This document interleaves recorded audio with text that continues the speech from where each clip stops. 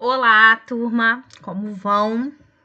Bom, estamos falando do nosso capítulo 29 de Geografia 2, que fala sobre migrações brasileiras.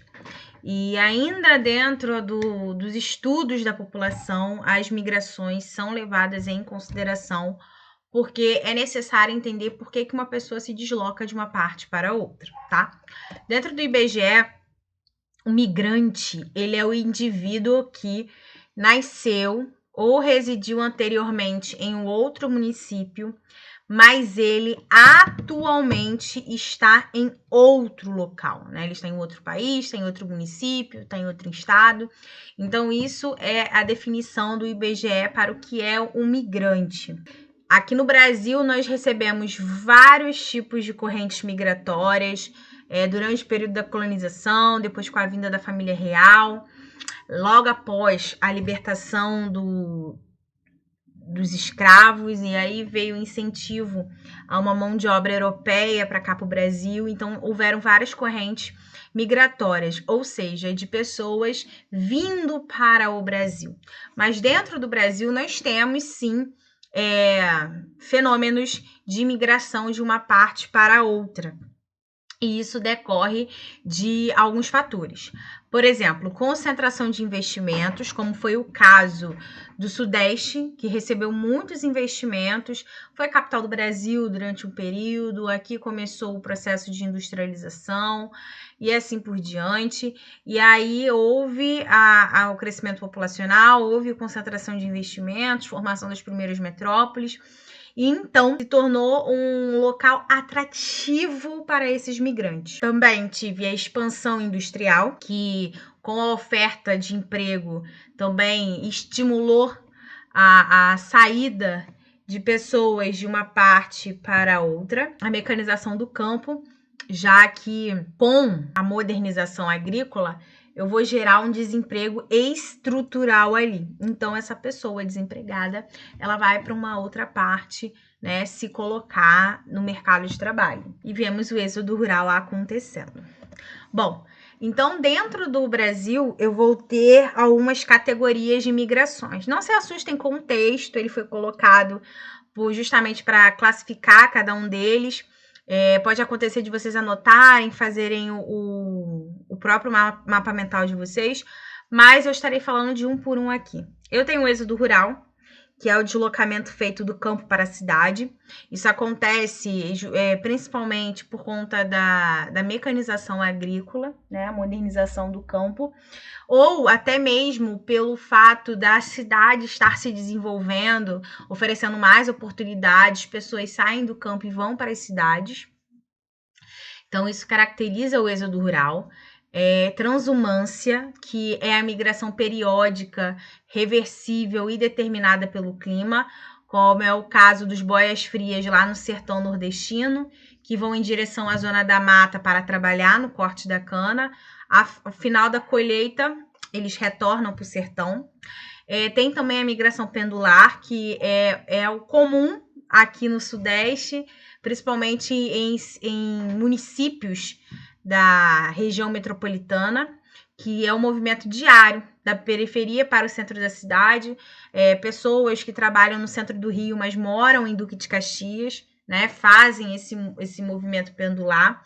Tem a migração urbana, também chamada de desmetropolização, que são deslocamentos para as cidades de médio e pequeno porte.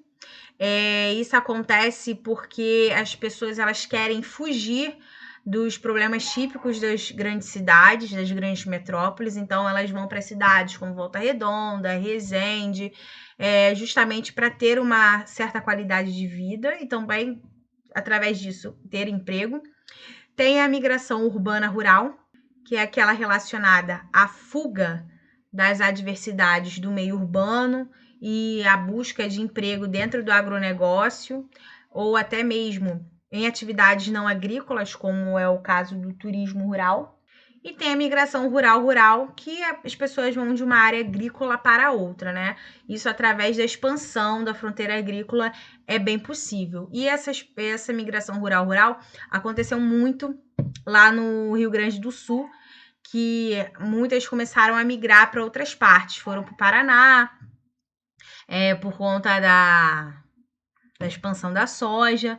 Então, isso é algo que pode acontecer até mesmo dentro da própria região. Pode ser uma migração intra-regional, tá? Bom, como que foi as migrações interregionais no Brasil, de uma região para outra? Aqui no primeiro mapa, durante a década de 50 e 60, os fluxos migratórios vinham do Nordeste para os estados do Sudeste e também para o Centro-Oeste, já que era um período em que estava se construindo Brasília. Mas podem perceber que aqui na região sul, no Rio Grande do Sul, estava ocorrendo uma onda migratória para o Paraná, tá? Ou seja, que era uma migração intra-regional. Já na década de 60 e 70, começou um período de marcha para o norte, né? E também o Centro-Oeste, isso estimulado por políticas de ocupação, lembrando que Brasília foi inaugurada em 1961 e era de interesse dos governantes promoverem essa ocupação. Mas podem perceber que o Nordeste continua sendo uma área repulsora, né? Não é uma área que atrai pessoas, né? Existe essa diferença.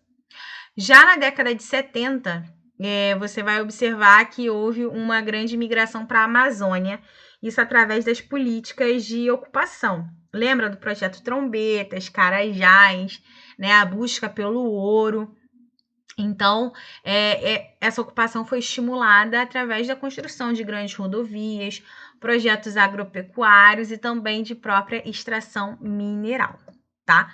E quais são as consequências dessas migrações? Primeiro, eu vou ter o desenraizamento em relação aos costumes do local de origem, onde o migrante ele vai estar inserido em uma nova cultura, em novos valores.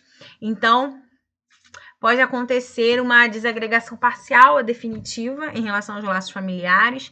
Eu vou ter uma redução da população jovem nos municípios do interior. E isso compromete a produtividade, a estrutura etária e o crescimento demográfico. Tem um documentário muito interessante que mostra um pouco disso, que é o Fardo do Homem Branco. Tem umas aldeias ali na Ásia que passaram por esse problema do jovem ir para as grandes cidades, estudarem e tudo mais, né? Ou seja, esses jovens migraram e a mão de obra daquela aldeia ficou comprometida. Então, isso é uma realidade. As frentes pioneiras que constituem a frente de expansão do povoamento, colocando o migrante diante de problemas de infraestrutura básica, assistência médico-hospitalar, acirramento de conflito por terra entre o migrante e o poceiro. Então, vai expor ao migrante a essas situações.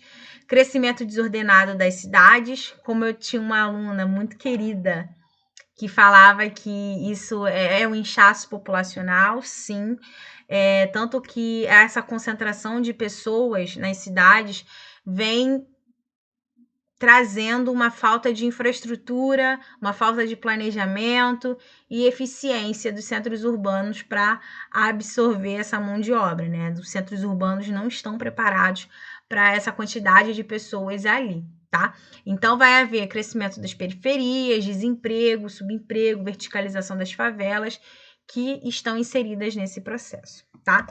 Então, uma outra migração que eu deixei para o final para falar para vocês é a migração de cérebros. Pode aparecer com outro nome na prova, pode aparecer como migração de talentos. A migração de cérebros é uma realidade que o Brasil estava vivendo, né, antes da pandemia do coronavírus, onde muitos estudantes, cientistas estão saindo do Brasil para abraçar oportunidades em outras instituições internacionais. Por exemplo, estudantes brasileiros que estão no MIT, ou estudantes brasileiros que estão fazendo doutorado, pós-doutorado em universidades europeias, né? Que é uma realidade que eu vira e mexe conto a saga de 2 amigos meus que estão na Áustria, né? Fizeram mestrado comigo, eles foram tentar o doutorado e hoje eles estão na Áustria. Para vocês terem noção, eles trabalham fazendo uma simulação de como retardar, né, no caso, a ação de deslizamento.